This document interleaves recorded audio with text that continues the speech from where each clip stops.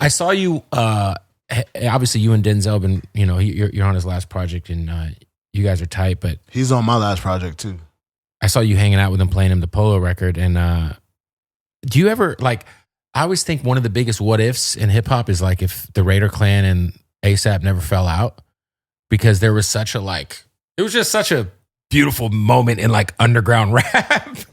Like, well, I feel like Yam should have signed everybody because he could have. Right. Like he could. Space Ghost Perp, everybody. Yeah. Everybody. Cutthroat. Joey Fats, Aston Matthews. Yep. He could have like the whole Beast Coast. Like he could have figured something.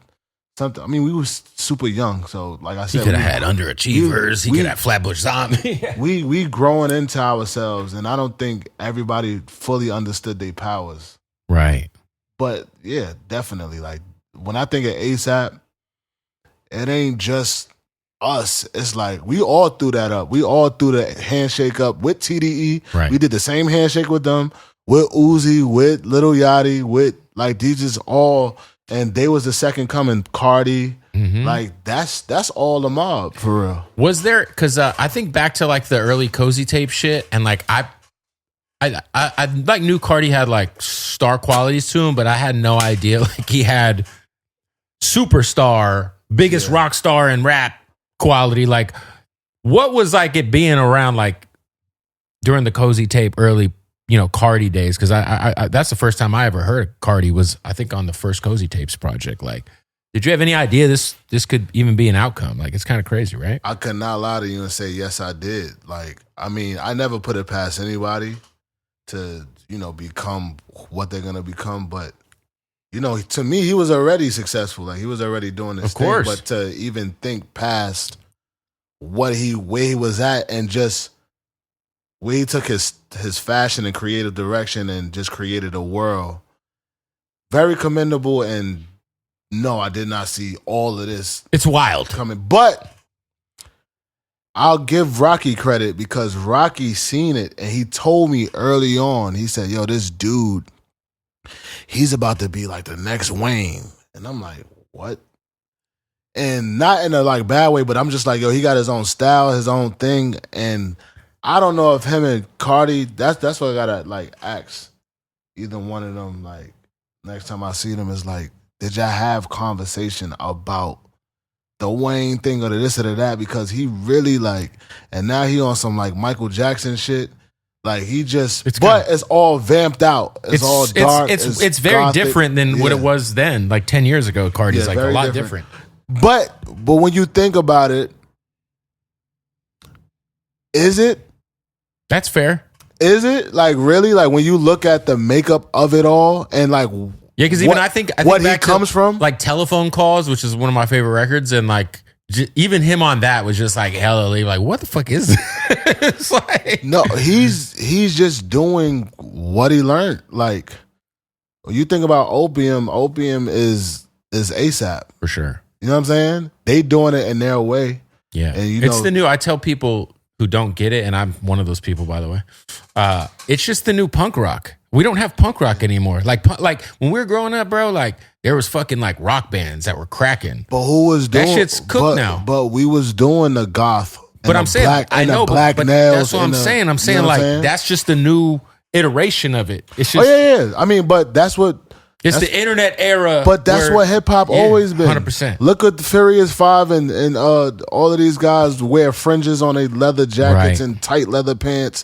We've been rock stars, and hip hop is made of all of those elements anyway. Yeah. Like when you watch Broken Glass everywhere, like they was wearing cowboy boots and leather pants and fringes on their leather jackets. You know what I always wanted to ask you, because one of my favorite tours was when you and Tory went out. Mm-hmm. And this was right after Tory's first album. And it was like a co-headline tour, I feel like. But was it ever like, and this fool was doing all kind of crazy ass shit. Like his live show was crazy. Like what was that? What was that like? What was that tour like? Because it had to like, you guys had to motivate each other because you had the crazy energy. His energy on that tour was so wild. Was doing the crazy. He was in the crowd. He was doing all kind of wild. He shit. was climbing shit. Up on the shit. It was wild. He was playing the fucking monkey bars at every venue. I like touring with him because, like, my songs did a lot of the crazy shit. Right, your songs had the energy. Yeah, my songs did a lot of crazy shit. And then when because we was going like back and forth. Yeah. I'd do like 3 songs. He'd come out, do 3 songs. When he come out, I don't think he even had the big songs yet. So he didn't. Yeah. So he's showing people like, yo, this motherfucker I'm supposed to be his here. biggest record was the Afrobeat sounded joint, and then Say It. I don't even. Say It. He had the slow was jam, and he's fucking climbing around. But yeah, how you when? How how are you doing all of this? Like, but he's like climbing the second floor and shit. Yeah, I'm like, yo, just don't get sued.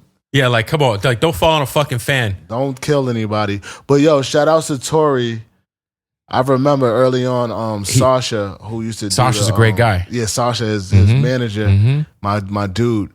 He brought early Tory to my hotel room, and he played me a freestyle that he did to Shaba on YouTube. Crazy. And I was like, this dude is nice. Yeah. This dude is nasty. Yo, this new Polo record that you just dropped, I saw you kind of paying homage to like all the low heads, which for people who don't know, there's like a subculture from the 90s where there was a ton of heavy shoplifting going on in New York. Everybody had the Polo collection. Shout out to like Thurston Howell and all those guys. How much of like when you were growing up, like how much of the Polo, because the Polo shit was very much like a subgenre of culture.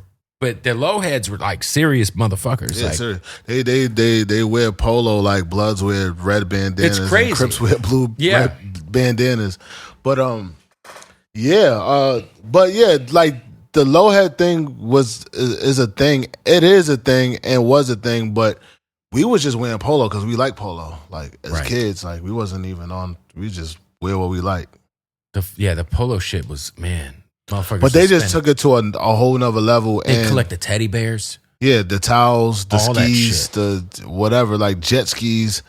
But yeah, I had to pay homage because Ralph is one of the best to do it.